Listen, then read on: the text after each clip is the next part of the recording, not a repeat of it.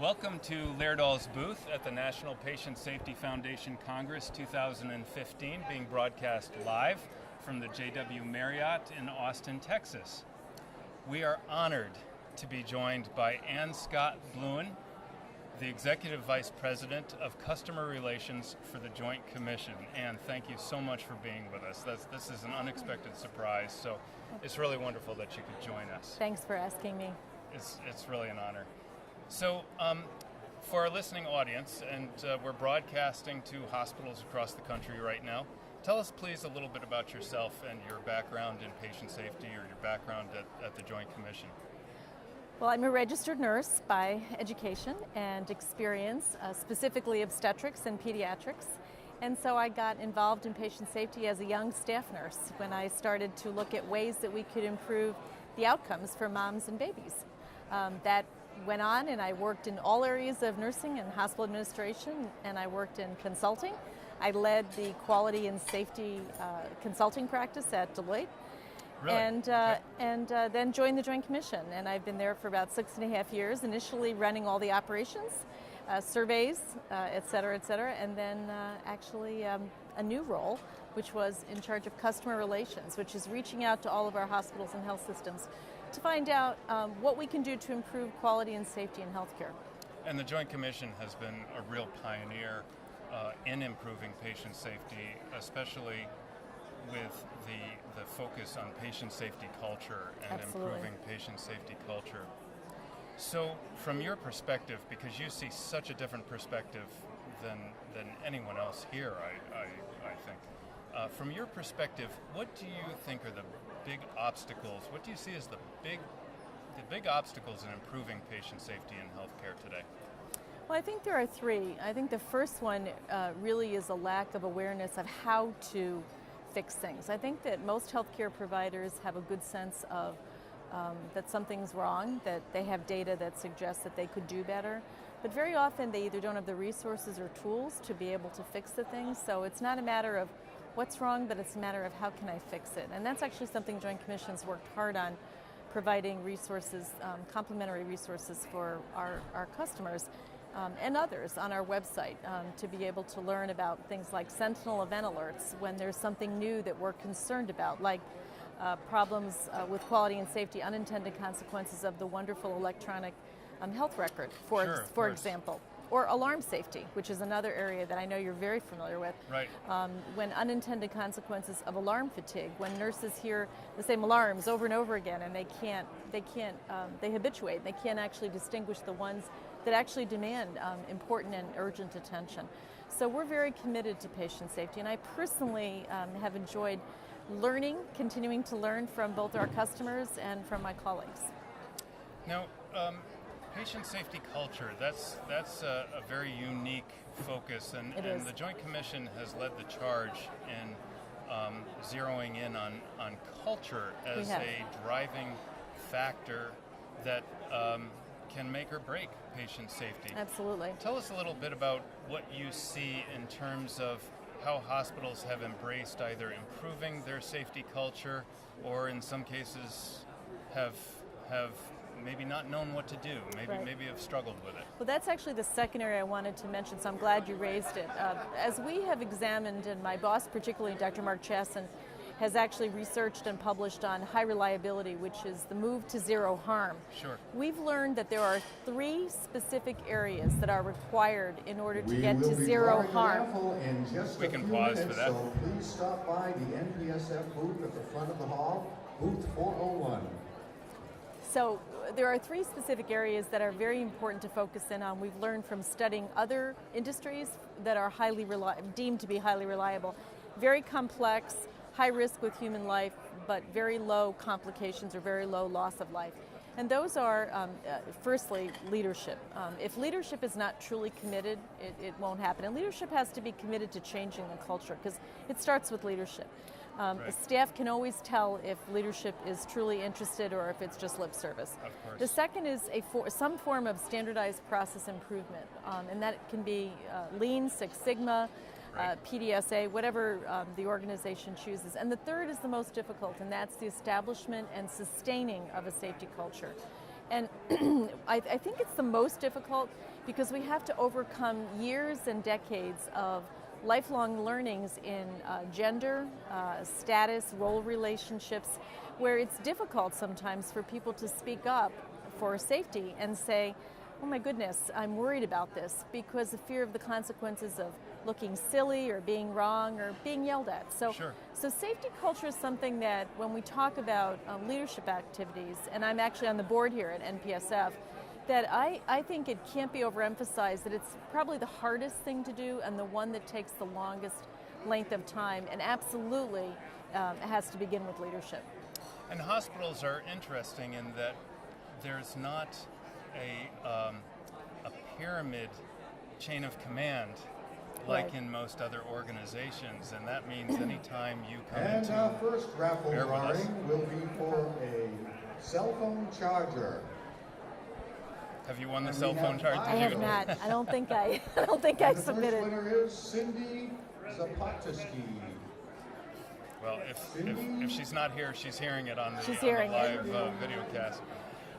Probably one of the most critical aspects to establishing that, given the multiple complexities that exist in healthcare, is the ability for any staff member to speak up at any point in time, whether they are a staff nurse, whether they're a transporter, Sure. whether they're a sterile supply, central supply tech.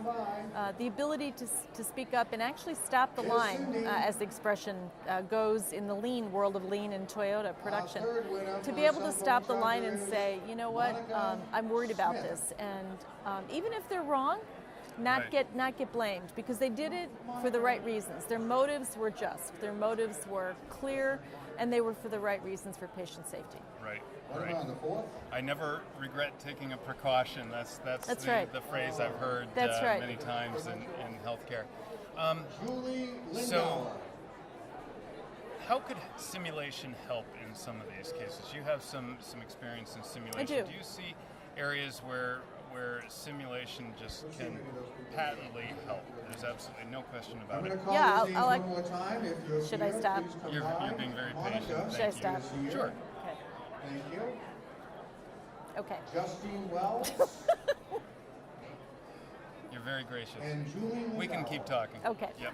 So let me give two examples of Sure. where simulation has been, I think, highly effective. There's a very innovative model at Loyola The University of next cell Chicago, phone charger. where the School of Medicine and the School of Charles Nursing Murphy. came together and decided to build joint simulation labs so that nursing students and medical students could learn how to deal with high-risk situations, whether those are in behavioral health or in obstetrics or in critical care or emergency department.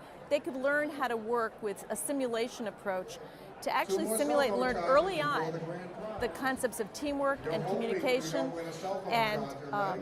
being sure that people understand their roles in the team. Siobhan Sweeney. That has been very effective. They're actually doing baseline research on whether or not this makes a difference in the education of the medical and nursing students, because there's a key construct which says if you can use simulation try again. to build competencies, think of the airlines where Sure, of pilots course. obviously use many Cheryl flights Daly. of simulation and training prior to actually going in and actually flying a real plane. Cheryl And Daly. as has been discovered by the National Transportation Safety Board and the Federal Aviation Agency, when there's been some of the unfortunate incidents, course. it's because they didn't have enough training, didn't Right. have enough time in simulation to learn and to practice so that it becomes actually just automatic. It becomes a matter of habit, a matter of practice. Eric As you look at the Calandria. learnings that came from the landing on the Hudson, Eric? Sully Sullenberger, Eric. Captain Sullenberger, what he said and what he'll say in his lectures is that it was ingrained, my One more plane. cell phone These charger. types of We're things, trying the to get it simulation of what do you do when you have to land in a body of water, Right. which is unthinkable. But you Sure. have to, in high reliability, you have to think about the unthinkable, and you have to be prepared for the unthinkable, which And- simulation can help. And you train Join till you us, break, Doc. right? Exactly you train right. till you break. So, in your experience, what would be your favorite patient safety success And story? now, Yeah.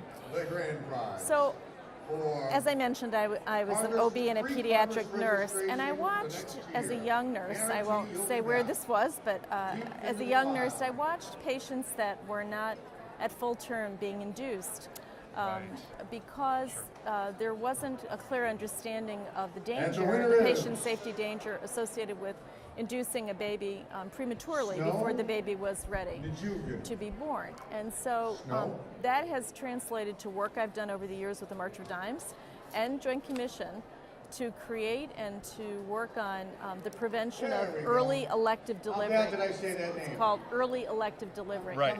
So it's now The right pronunciation. common practice, and there are clear guidelines from Joint Commission And here is our grand prize and winner. from CMS that babies should not be electively delivered before 39 weeks. And the consequences of that is the number of babies who have died has decreased dramatically. The number of babies who are in neonatal intensive care units has decreased dramatically. And the number of babies that are born and can go home with their moms has increased. So to me, that's a good example of understanding the implications of some of our actions and doing interventions that are coordinated between the federal government, Joint Commission, March of Dimes, and working together, the American Academy of Pediatrics, to make sure that babies were not unnecessarily harmed. And I think this was the first year in maybe 11 years now that the percentage of early inductions has dropped. Yes. Not by much, but I think by a percentage point. Oh yes, it has And that's indeed. important. It's really working. The last 2 years we've seen a steady, slow but steady decline. And actually some of the posters here at the National Patient Safety Foundation talk about implementing in the state of Kansas a statewide initiative to reduce early elective deliveries before 39 weeks. Brilliant. So it's really an important and a great patient safety story. Absolutely brilliant. That's wonderful. Just one last question. What words of wisdom would you share for hospitals out there that are trying to improve patient safety or trying to raise the bar in any way on patient safety? I would say three things. One, don't give up, persevere. The journey is a long one, and sometimes there's bumps along the way, but definitely persevere. The second, I would say, reach out to colleagues and friends, reach out to the Joint Commission, reach out to CMS, reach out to wherever you can find resources through the partnership, through patients, wherever you can find resources to be able to help you with whatever areas you're working on. And the third is to continuously learn yourself, that not to accept the status quo and say, well, that's the way it is. We just have to, that's the way it is at our hospital, or that's the way it is at our ambulatory surgical center, because it doesn't have to be that way. That's all great advice. It really is. And Scott Blouin, thank you very much, Executive Vice President for Customer Relations at the Joint Commission. It's been an honor to have you and a very pleasant surprise. We're very lucky to have you on today. So thank you very much. Thank you very much. Thank you. That's all right now for the moment from Laerdal's booth at the National Patient Safety Foundation Congress 2015. Please join us in a few minutes for our next speaker.